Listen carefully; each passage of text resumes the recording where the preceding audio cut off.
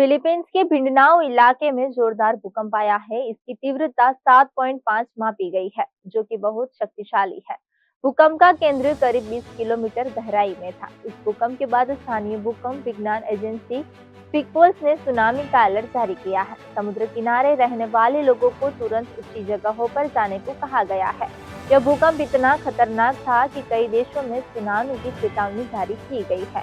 अमेरिकी सुनामी चेतावनी प्रणाली ने कहा कि भूकंप के केंद्र से 300 किलोमीटर के दायरे में खतरनाक लहरें आ सकती है। शुरुआती रिपोर्ट्स में किसी बड़े नुकसान या तबाही की खबर नहीं आई है, लेकिन इतने शक्तिशाली भूकंप की वजह से लोग घबराकर अपने घरों से बाहर निकल आए हैं।